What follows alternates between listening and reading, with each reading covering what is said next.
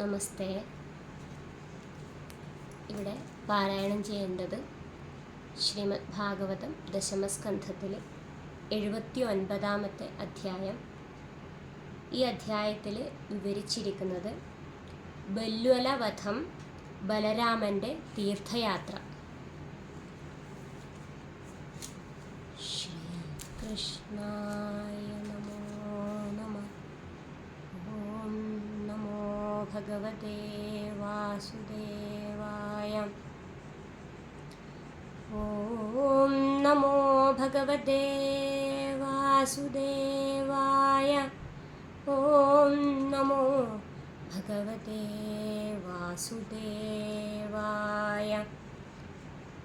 അഥൈകോനാശിതീതമോऽധ്യായ. ശ്രീശുക ഉവാച. തതഃ പർവണ്യുപാവൃത്തെ പ്രചണ്ഡപാംസുവർഷണ ഭീമോ വായുരഭൂരാജൻ പൂയഗന്ധസ്തു സർവശാ. തതോ മേഥ്യമയം വർഷം ബല്വലേന വിനിർമ്മിതം അഭവദ്യജ്ഞശാലായാം സോന്യദൃശ്യത ശൂലധൃക്. തം വിലോക്യ ബൃഹത്കായം വിന്യാഞ്ജനജയോപമം തപ്തതാമ്രശിഖാശ്മശ്രും ദംഷ്ട്രോഗ്രഭൃഗുടീമുഖം. സസ്മാരമുസലം രാമപരസൈന്യവിതാരണം ഹലം ച ദൈത്യദമനം തേ തൂർണ ഉപതസ്ഥതു. തമാകൃഷ്യ ഹലാഗ്രേണ ബല്വലംഗഗനേചരം മുസലേനാഹനത്ക്രുദ്ധോ മൂർധ്നി ബ്രഹ്മദ്രുഹം ബലാ. സോപതദ്ഭുവി നിർഭിന്നലലാടോ സൃക്സമുത്സൃജൻ മുഞ്ജന്നാർത്തസ്വരം ശൈലോ യഥാ വജ്രഹദോരുണാ. സംസ്തുത്യ മുനയോ രാമം പ്രയുജ്യ വിദധാശിഷ അത്യഷിഞ്ജൻ മഹാഭാഗാ വൃത്രഘ്നം വിബുധാ യഥാ. വൈജയന്തിം ദുദുർമാലാം ശ്രീധാമാംളാനപങ്കജാം രാമായ വാസസി ദിവ്യേ ദിവ്യാന്യാഭരണാനി ച. അഥ തൈരഭ്യനുജ്ഞാത കൗശികീമേത്യ ബ്രാഹ്മണൈ സ്നാത്വാ സരോവരമഗാദ് യതഃ സരയുരാശ്രവത്. അനുശ്രോതേന സരയും പ്രയാഗമുപഗമ്യ സാ സ്നാത്വാ സന്ദർപ്യ ദേവാദീൻ ജഗാമ പുലഹാശ്രമം. ഗോമതീം ഗണ്ഡകീം സ്നാത്വാ പിപാശാം ശോണ ആപ്ലുത ഗയാം ഗത്വാ പിതॄന്നിഷ്ട്വാ ഗംഗാസാഗരസംഗമേ.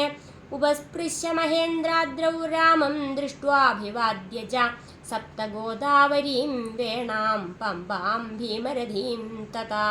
സ്കന്ധം ദൃഷ്ട്വാ യയൗ രാമ ശ്രീശൈലം ഗിരിശാലയം ദ്രവിഡേഷു മഹാപുണ്യം ദൃഷ്ട്വാദ്രിം വെങ്കടം പ്രഭോ.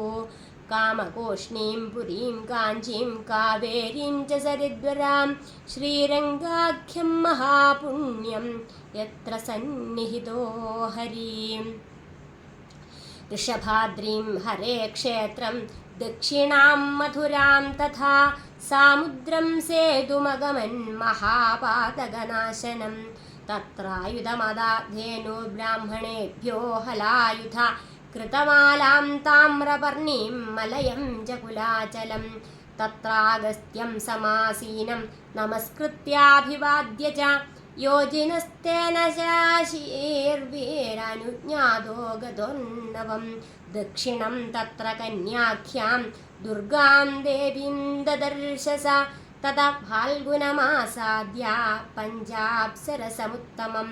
വിഷ്ണുഃ സന്നിഹിതോ യത്ര സ്നാത്വാ സ്പർശദ്ഗവായുധം. തതോഭിവ്രജ്യ ഭഗവൻ കേരളാം സ്തുത്രിഗർത്തകാൻ. ഗോകർണാഖ്യം ശിവക്ഷേത്രം സാന്നിധ്യം യത്ര ദൂർജടേ. ആര്യാം ദ്വൈപായനീം ദൃഷ്ട്വാ ശൂർപ്പാരഗമഗാത് ബലാ. താപീം പയോഷ്ണീം നിർവിന്ധ്യാമുപസ്പൃശ്യാത ദണ്ഡകം പ്രവിശ്യ രേവാമഗമത് യത്ര മാഹിഷ്മതീ പുരീ. മനുതീർത്ഥമുപസ്പൃശ്യ പ്രഭാസം പുനരാഗമത് ശ്രുത്വാ ദ്വിജൈകധ്യമാനം കുരു പാണ്ഡവ സംയുഗേ.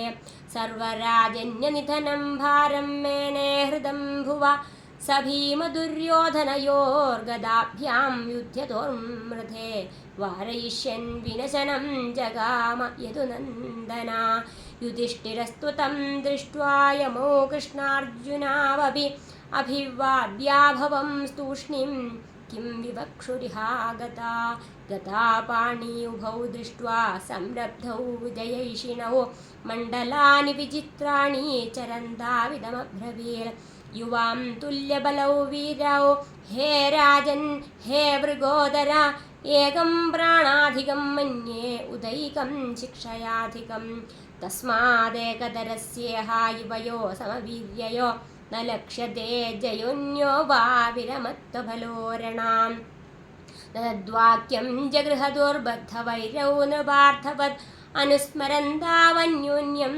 दुरुक्तं दुष्कृतानि च दिष्टं तदनुमन्वानो रामो द्वारवतीं ययौ उग्रसेनादिभिः प्रीतेर्ज्ञातिभिः समुपागता तं पुनर्नैमिषं प्राप्तमृषयो याजयन्मुदा कृत्वङ्गक्रतुभिः सर्वैर्निवृत्ताखिलविग्रहं तेभ्यो विशुद्धविज्ञानं भगवान् व्यतरद्विभो येनैवात्मन्यतो विश्वमात्मानं विश्वगं विदु स्वपत्न्यावभृतस्नातो ज्ञातिबन्धुः सुहृद्भृता रेजे स्वजोत्स्नयेवेन्दुः सुवासा सुष्ठ्वलङ्कृता ईर्ग्वेधान्यसङ्ख्यानि बलस्य बलशालिना अनन्तस्याप्रमेयस्य मायामर्त्यस्य सन्धिः योऽनुस्मरेद रामस्य कर्माण्यद्भुतकर्मणा सायं प्रातरनन्दस्य विष्णो सदयितो भवेत् श्रीहरे नारायण